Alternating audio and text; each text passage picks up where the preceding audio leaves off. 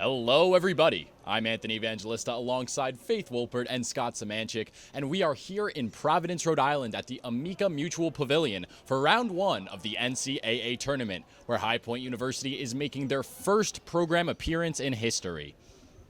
Yeah, it's been a great opportunity to be able to go and cover Media Day.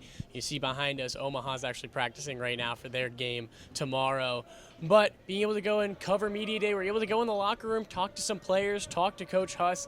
Really a great opportunity. I was able to go and talk to Bodo and Simon Hildebrandt, both about their contributions to the game and how proud they are to be in this moment. It's not every day we're looking to play a team like Purdue, but for sure we're going to fight back. They have to be ready. It's not going to be easy. What are your projections for yourself? On rebounds? Yeah, I might get my career high, so. I think Bodo and I complement each other so well. We do so many different things. Like, he's more of a traditional five who will block shots, like an unbelievable rebounder, rim protector. I'm kind of like the complete opposite. It's maybe where I need to improve a little more, but on offense, I can really stretch the floor and give us a totally different look on offense.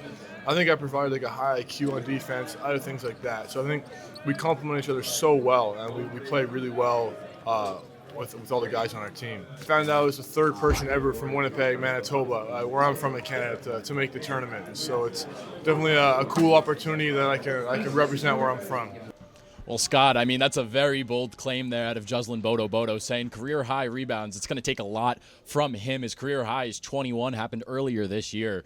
That'll take a very good performance from him. Yeah, and he said it twice in the times that I was interviewing him, so he's quite confident in it. And really a great thing there from Simon Hildebrandt, saying third person from Winnipeg to be able to be in this tournament. That's really a great honor for him, and so really was a great opportunity to talk to those two in their expectations for this game. Yeah, well, speaking of bold takes, I have one myself. I think High Point University has one of the best benches in the nation, arguably.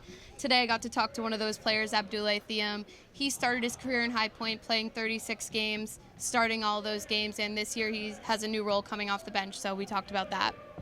He's the only player on this team who has lived through the program's transition, playing under Coach Gigi Smith before witnessing this historic turnaround under Coach Huss. I mean, it took a lot of hope, and it took a lot of people to tell me the right stuff to get me to stay. So when Coach Huss came, I really believed in his work. I believed in what he was going to do for this program, and I stayed. He says Coach Huss has completely changed his approach to the game, helping him see things he never noticed before. And while his role has changed, he's embraced coming off the bench, knowing that as a competitor and a team player, he'll do whatever it takes to help his team win. He made me see a lot of stuff that I never really saw before in my game, So us getting in the gym every day, learning the right ways to play basketball, watching film, just taking the time to really appreciate the game and, figuring out, how to play the game of basketball. It opened my eyes to a lot, so yeah. Now, this team has made history, seizing an opportunity that few players ever get. Yep, making history. I mean, not a lot of people get the chance to play, and we get a chance to play. We have an opportunity to play tomorrow and just, showcase our talent, showcase our school with our fans and everything. So that's a blessing. Yeah, Thiam played a huge part in that win over Winthrop, just securing the win in the last couple minutes of that game, and he really has been a leader in the locker room. Yeah, somebody who might not always have the time in the big games, but has been around the High Point University enough to be able to kind of be a bit of a leader in his own way.